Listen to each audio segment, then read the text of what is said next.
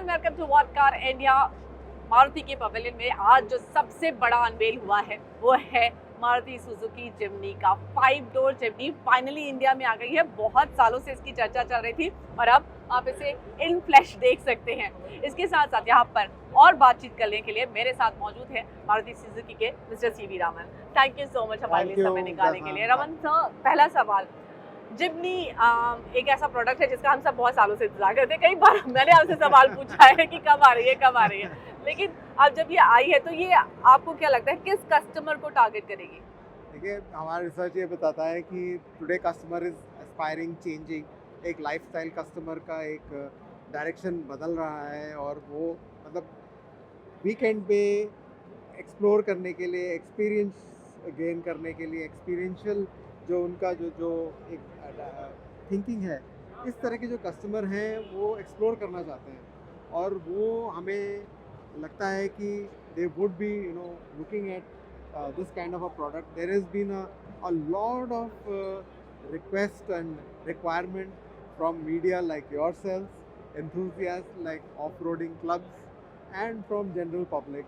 And there's been overwhelming response to the 3-door, but also कि 5-door अवतार भी चाहिए हमको, और हमारा रिसर्च ये कहता है कि 5-door is what is required for India. So therefore 3-door तो हमने पहले भी दिखाया था, बट हमने इसको लास्ट 2.5-3 years में 5-door का डेवलपमेंट सुजुकी ने इसके लिए करा है और आज आपके सामने है। बुकिंग खुल गया है। In couple of months it is available for people. Okay, जब आप इसका प्लान बना रहे थे, what is that number you think कि क्योंकि आज आपने बुकिंग्स खोली है तो क्या आपको रिस्पांस की एक्सपेक्टेशन है? देखिए, मैं ये बोल सकता हूँ कि हमने काफ़ी कैपेसिटी हमने क्रिएट करी है इसके लिए और फ्लेक्सिबल है and we can increase the capacity. तो I am sure we will be able to meet the requirement. ये एक निश सेगमेंट से शुरू हुआ है, बट आज की तारीख में आप देख सकते हैं कि लोग उस डायरेक्शन में जा रहे हैं and you can see in competition at the higher and also many people are buying 4x4। All grip जो हमने ग्रैंड विटारा में निकाली थी उसके लिए भी काफ़ी कस्टमर हैं। परसेंटेज कम हो सकता है बट एक डायरेक्शन जा रहा है और ये इसकी जो रिक्वायरमेंट है, because it is, even though it's a off-roading capability, it has got very good capability to run on the city roads as well, and it is a compact vehicle and it's a SUV, high seating, and a lot of people enjoy that kind of vehicle. तो हमें लगता है कि इसका जो acceptance होगा वो बहुत अच्छा होगा। ओके, इसमें आप 1.5 लीटर इंजन दे रहे हो, क्या आपको लगता है वो इस गाड़ी के लिए इनफ है? हाँ बिल्कुल, बिकॉज हमारी जो गाड़ियाँ हैं they are known for optimisation of power to wait.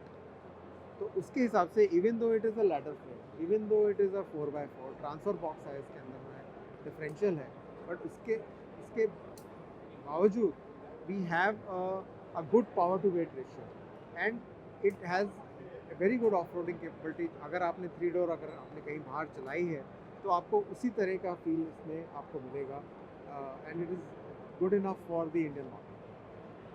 And what about the automatic gearbox? आप इसमें 4-speed gearbox दे रहे हो जो कि हमने पहले सियाज में भी देखा है। Don't you think कि आप अब उस gearbox को थोड़ा dated मान लेना चाहिए? ऐसा है कि जो रिटायर कर दीजिए आप उसे। बहुत सालों से बहुत बार इस्तेमाल हुआ है वो।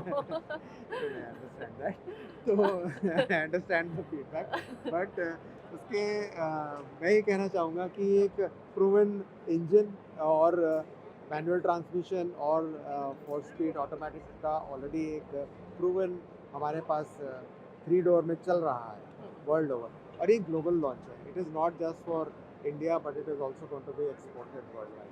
तो वो एक एक्सेप्टेबल फीचर है। हमें लगता है कि इंडिया के लिए भी it is good enough for meeting that requirement. आपको पता है कि 4x4 manual will have obviously more traction than the automatic way. So but today enthusiasts will definitely also look for automatic transmission in a 4x4. Yeah. So I think it would be working well as well. Okay. And in terms of space, क्योंकि Indian जब travel भी करते हैं तो वो family को भी ज़्यादातर काफ़ी सारे लोग फैमिली को इंक्लूड करना चाहते हैं, तो आपको लगता है जिमनी इन इज 5 डोर अवतार, आई नो कि ये बहुत ज़्यादा केटर नहीं करती है फैमिलीज़ को, लेकिन फिर भी क्या एक छोटी फैमिली को ये सेटिस्फाई कर पाएगी? बिल्कुल करेगा, because it's a 5 door, that's a requirement, plus it's a 4 seater work, so it's definitely it is going to be meeting the requirement. And why it's not a 3 door and a 5 door? This is the reason that India requires a 5 door vehicle. The acceptance of 5 door अच्छा है 3 door के बजाय. तो एक nuclear family आज की तारीख में 1 child 2 child is good enough, and for them it is good. And if they have enough luggage space, even if they have 1 child, they can travel and they can experience many types of environment. Which is Okay. possible. Okay, now let's talk about the other unveil from to you today, Fronx. Yes. पहले तो नाम Fronx क्यों? Fronx is a global name which is already registered by Suzuki. Hmm. We felt that it meets the kind of type of vehicle which is there. So नाम में क्या है वो तो basically the product which is going to do the talking is what we believe. Okay, let's talk about product then. उसमें अब आप एक नया टर्बो पेट्रोल इंजन लेकर आ रहे हो, तो ये टर्बो पेट्रोल इंजन कितने रिसर्च के बाद आपने डेवलप किया है, क्या उसकी खासियत है? इसमें यू आर अवेयर, हम लोगों ने बेलिनो आरएस के टाइम में हमने बूस्टर जेट इंजन पहली बार हमने लॉन्च करा. उस टाइम हमारा ये the engine was important. The traction was not much, बहुत ज़्यादा बिकती नहीं थी. 800-900 गाड़ी बेलिनो जब 15,000 16,000 बिकती थी, तो 800 से लेके 1000 गाड़ी बिकती थी बूस्टर जेट. और प्राइसिंग का भी इशू था बिकॉज इट वाज इम्पोर्टेंट. अब हमने देखा है कि हमारी एसयूवी का जो स्पेस है वो बढ़ रहा है और हमको डिफरेंट टाइप ऑफ एसयूवीज देने हैं. एक हमारे पास XL6 है विच इज़ एन एसयूवी. एक ग्रैंड विटारा है which represents another type of SUV. इसकी स्टाइलिंग डिफरेंट है. एक हमारा ब्रेजा है which is a well accepted 4 metre SUV which is doing very well. अगर एक ही टाइप के 4 मीटर के एसयूवी अगर 2 चैनल में अगर आपको बेचनी है, तो कैसे आप इसको कैसे कर सकते हैं? How do you make that differentiate? So what we have done is that we have used the B platform and we have made a new vehicle, which is what you see today in the Fronx. We have increased the ground clearance, we have made it low height, and also made it very aerodynamic shape, but still very muscular on the side. Shoulder वगैरह बहुत muscular है. Front fascia बहुत strong है, rear fascia भी बहुत strong है. उसको हमने ऊपर कर दिया है. LED लैंप्स लगाए हैं जो नेक्सा के जो सिग्नेचर लैंप्स हैं, जो जो जो DRL का जो सिग्नेचर है, उसको हमने इंकॉर्पोरेट करा है. रियर कॉम्बिनेशन लैंप बहुत पतला कर दिया है हमने. तो एक ये टेक्नोलॉजी की तरफ ये दिखाता है कि ये this is high technology, plus it's SUV और फॉर द कस्टमर 1.5 लीटर एक व्हीकल है जो हम बेच रहे हैं 4 मीटर. बट अगर वो एक ही 4 मीटर का मैं क्या उसको डिफरेंट दूँ? मैं उसको क्या दे रहा हूँ? 1.2 लीटर इंजन दे रहा हूँ जो फ्यूल एफिशिएंट है. बट उसी सेगमेंट के अंदर में अगर किसी को पावर चाहिए, तो उसके लिए मैंने 1 लीटर बूस्टर जेट को इसमें डाला है.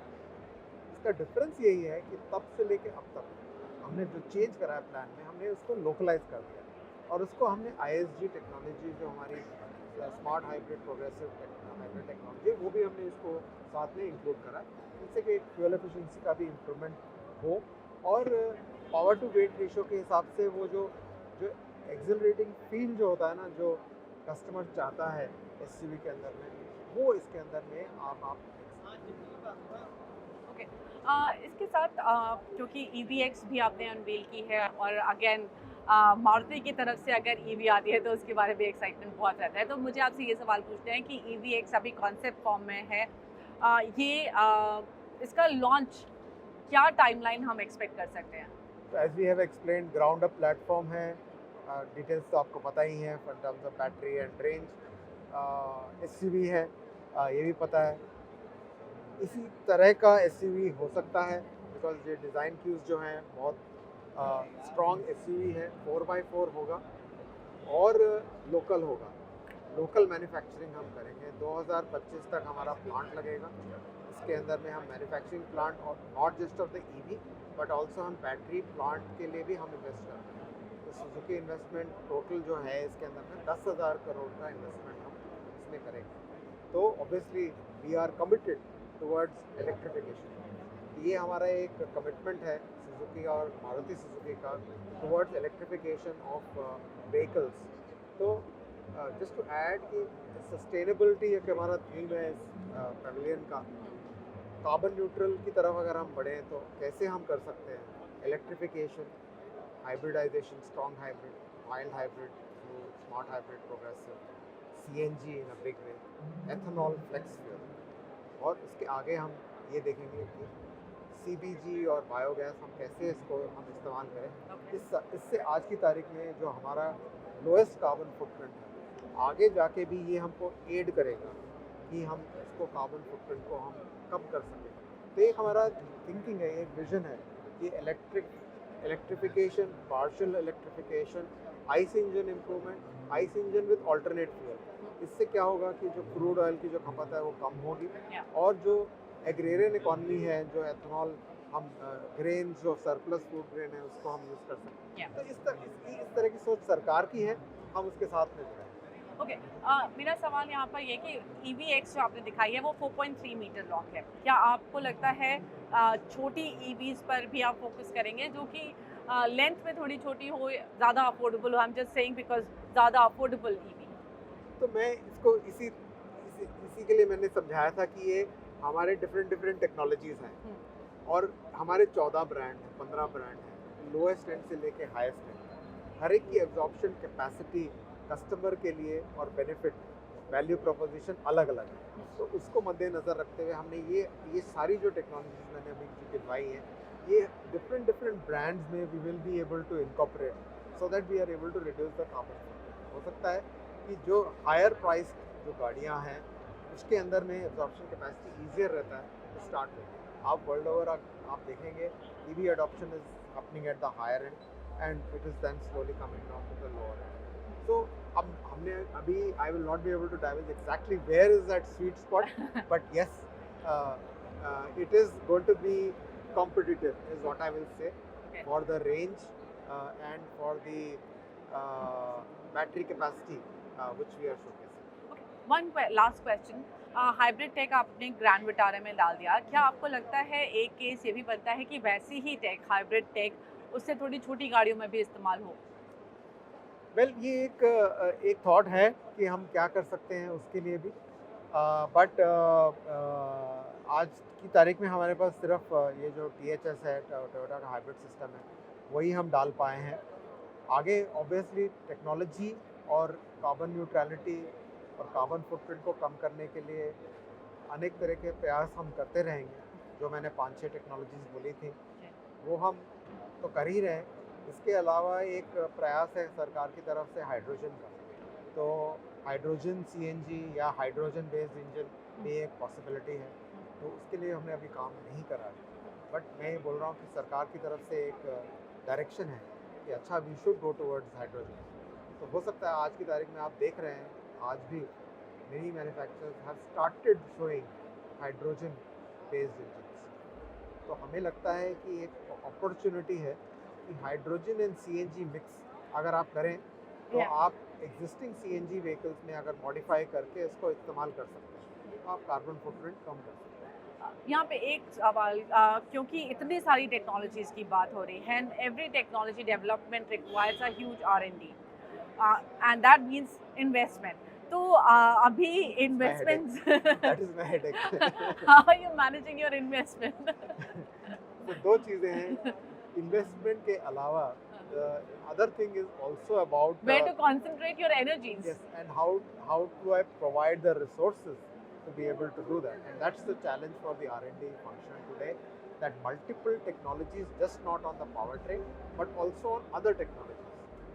ये जो हमने HUD डाला है और सराउंड व्यू कैमरा डाला है, नया इंफोटेनमेंट सिस्टम डाला है, ये यहाँ पे ख़त्म नहीं होगा। नेक्स्ट लेवल जाना है, नेक्स्ट लेवल जाने के लिए काम करना पड़ेगा, काम करने के लिए टेक्नोलॉजी डेवलप करने के लिए उसके लिए लोग चाहिए, उसके लिए पैसा चाहिए। ये तो एंडलेस साइकिल है madam. We are on the treadmill and running, but वो जो है वो टनल का जो Target. लाइट है वो बहुत दूर है। All right. Thank you so much. Best wishes. Yeah, I hope you keep running strong. Thanks a lot.